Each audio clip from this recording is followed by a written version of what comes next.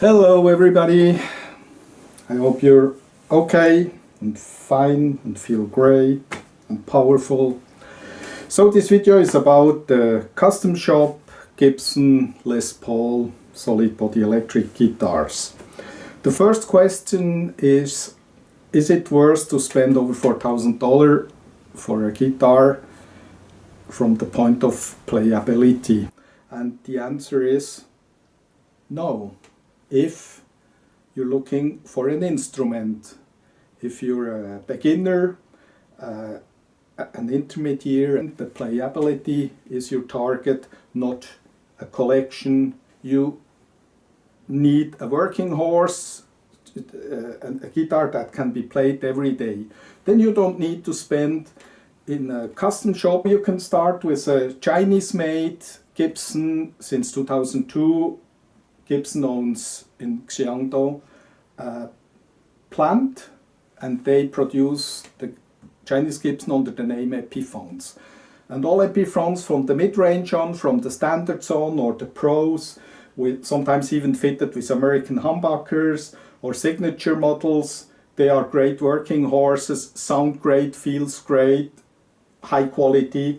And some of my favorite from the American Gibson, the original American Gibson, some of my favorites are the Junior Special lines or the modern melody makers. They are instruments around $1,000, street price often under $800–900 or even lower.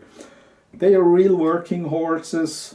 You don't have to care about scratches, things. You can use them, you can travel around, you can play. The P90s are great, the Zebra humbuckers are great, they are loud, tough, great instruments. And then it starts to get a bit poshy. The studio lines are nice, but without all these shishis, the bindings and inlays. And then the standards. And the standard is the benchmark for all Les Paul body shapes, copies, Asian-made, American-made copies. The Les Paul standard is the benchmark. And they are quite expensive, around $2,500–3,000. But with the standard it starts. Now when you play around, you have a ding, you have a scratch. I would prefer to play a Junior. So from the point of playability, there is no reason to spend that money for a custom shop. But there is no reason as well to spend thousands of dollars for a Swiss watch. A 5 quid Chinese watch show you the same time. There is no reason to spend thousands and thousands of dollars or pounds in a German or Italian car. You can buy the cheapest car on the market just to bring the kids to school. And there is no reason to pay a lot of money for brand clothes, for a shirt, whatever. Is it worth to buy a reissue or a limited edition guitar or car? And no, it isn't, because a dream car like this isn't for daily use, and so I can show you the positive, negative sides. As you can see, that's the car boot. It's in the front of the car. It's not even enough space for a luggage case. Then the car is too wide. You can't comfortable park. And as you can see, it's really small inside, only 2 seats. For people over 6 feet, it's uncomfortable. You touch the ceiling. But as you can see, that's the reason why people want this car. This car was only made in a limited edition of 100. And so that gives the value, you know, the power and the limited edition of only 100. So this is a cheap car. It's comfortable, it's easy to use. You sit quite high, so you get a good round view. You can pick up 5 people. You have a big trunk. You can go on holiday with your whole family. You know, that's always the reason to buy an expensive, limited guitar, a custom shop.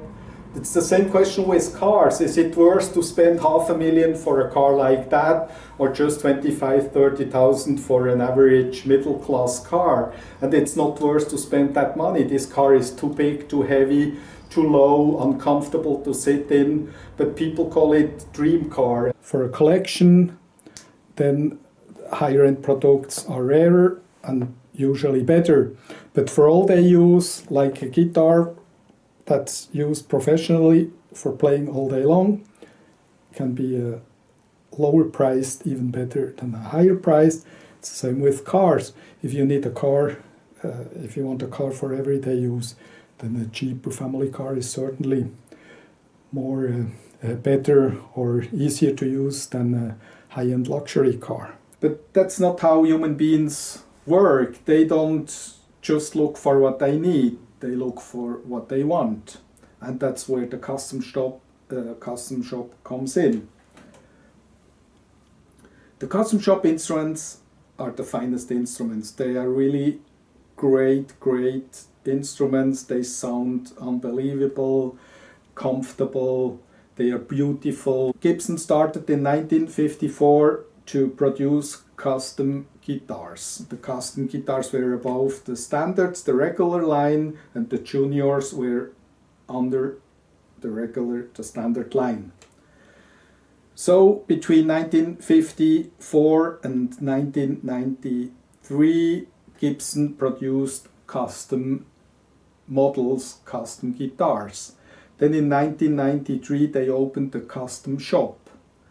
And since 1993, there are custom shop guitars. The Black Beauty was introduced in 1954. And then in the late 80s, they started with the reissues because the demand of the 1959, 1958, 1957 started. And so Gibson decided to make copies of those guitars. But then when you go into the custom shop, you will fall over the name Tom Murphy, and the Tom Murphy aged guitars are some of the most valuable custom shop Les Pauls. Tom Murphy was born in 1950 in Marion. That's 3 hours northwest of Nashville, and then he started as a professional guitar player, but in spring 1989 he started to work for Gibson. And at the beginning he was in the quality division, so he had to care about small scratches, things, and he repaired them so the guitars could sold as new in top condition.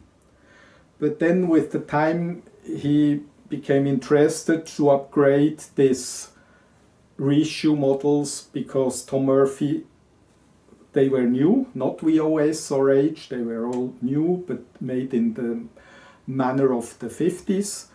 But the quality wasn't close enough to the original 50s, so Tom Murphy started to find out what's the different, what to do, what to change to get as close as it possible to a real 50s Les Paul.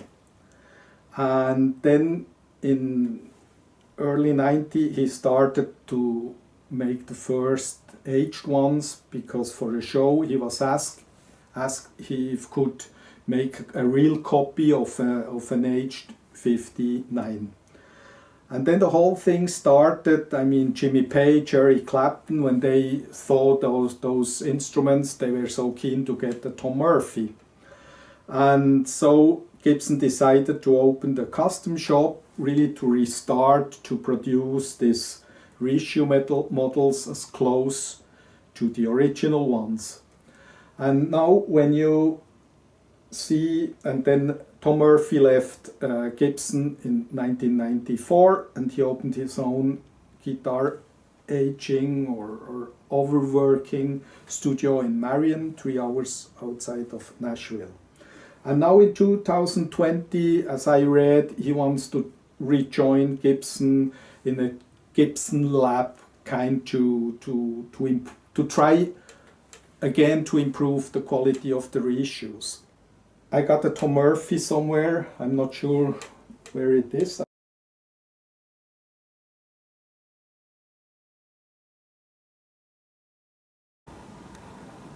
As you can see, there are cracks in the varnish, that's typical for Murphy, and cracks in the body, and the pickups are more aged than on the VOS. If you're not sure, you can unscrew the neck pickup, and usually they are signed under the pickup. This Gibson Custom Shop makes some different model lines. So they make the Custom, known from the 1954 on as the Black Beauty. They do a black and a white one, and sometimes special colors, even sunburst or red. Then the reissue models, the 57, 58, 59, 1960, and then the Les Paul double cut 1961, now known as the SG. The SG was the following model after the single cut Les Paul, and the single cut Les Paul in the last 3 years of the production, 58, 59, 60, were made around 600, 650 times a year. And then the SG, the new Les Paul, was sold in 1961, 62, 63, over 6,000 guitars each year. So the SG was a huge success. But now they are made as reissues in the custom shop. So they have the Custom, the Black Beauty, the reissue models, some signature models like this one. This is a copy of John Lennon's famous studio, and the original is in Tokyo in the museum, and Gibson made 300 copies. They went to Tokyo, they measured everything with a laser, and this signature model is signed by Yoko Ono on a certificate. And then they do some special limited editions like this modern double cut. From this one, the custom shop, they made 5 different colors, only 50 times each one. Some years they are more sought after than other years. And first we have 3 different production finishes. The first is the glossy one. The second are the most produced now, the VOS, vintage original specs. That means the specs are a bit aged. The idea was, if you had bought in 1958 or 59 or 1960 a Les Paul, you took it out of the case, you played it for a few hours, then you put it back in the hard case, pushed it under the bed, and now 6 years later you take the case out and it looks a bit aged but unused. And then we have the aged ones, and the aged ones are usually the most expensive, then the VOS and the glossy are the lowest, but there are always exceptions. But that's the target, if it's glossy, if it's VOS, or if it's aged. And when you watch on the internet or in guitar shops, it can be a bit of a surprise. Sometimes you see the 2007 reissues are really sought after, high priced. And for example, the 2012 are much lower priced. And there are always a reason why, because in 2006 Gibson started with the PLEK machine, so the frets were much better made, and then in 2006 they started the VOS, the vintage original spec, so this slightly aged program. And then in 2007 brighter red on the back. So all those changes made the 2007 really high sought after reissue model. And then the 2012 are much lower priced, because in 2011 Gibson had the raid, because they worked with illegally cutted rosewood fretboards, and so the government came and took the rosewood away, so they had the lack of good quality rosewood for the fretboards, so they laminated the fretboards, they glued them together, you know. And so people say, oh, the 2012 with the laminated fretboards are not really good. You can see, this is a 2012, but with the binding you can see any laminated joints, whatever. But the 2012 are extremely good instruments, so if you find one $1,000 cheaper than a 2007, buy it. And then in 2015 we have a new time again in the custom shop, because in 2014-15 Gibson started to take original 50s Les Paul apart, and with the laser they really checked them out, every part, every bit of the guitars. And so they started in 2015 with the true historic. They're really high-priced instruments, because in 2015 then they made around 500 guitars of the true historic, and in 2016 another 300. So from the true historic in 15-16 they made around 800 guitars. But the difference to the normal reissues, they also produced in that time reissues, and the reissues, the true historic were hand sanded, and so the finish was really made by hand, not sanded with the machine, and so they are more expensive. But there are also some true historics in 2017. So the true historic was the father or mother of the new reissues now, because the reissues now from 2017 on, they have some historics or true historic specs. So the new reissues from 2015 on and 2017 normal reissues, they are so close to the 58, 59, 60s, 57 as you can get. In the custom shop we have usually 3 different fretboards, that's Rosewood, Ebony and Richlite. Richlite was introduced in the market in 1943 in the Second World War, and they use it in a lot of luxury products. You don't have to oil, you don't have to do nothing with a Richlite board, you just have to clean when you change the strings, that's it. It's made of paper from celluloses, and then it's put in resin and put together, and with the heat it becomes extremely hard but resonant product. It sounds like ebony, it feels like silk. And on the other hand, rosewood, you need CITES paper for rosewood, a certificate. Ebony starts to get on the list as well. Madagascar ebony is on the CITES list now, like rosewood. So it's a bit sad that Gibson stopped the Richlite fretboard. A panel like in that size of Richlite costs around $140. An ebony one costs around $110, and the rosewood costs between $60 and $75. So you see, Richlite is a very, very expensive product.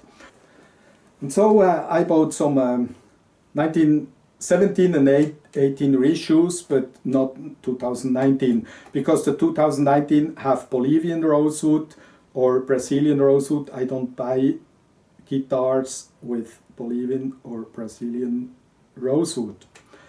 And the standard lines, I got some 2019 models, they have Indian rosewood, that's fine. Each tree that's cut, they replant a new one, so it's a renewable source. But the South Americans, they destroy the rainforest, so I don't buy, no, not Bolivian, not Brazilian.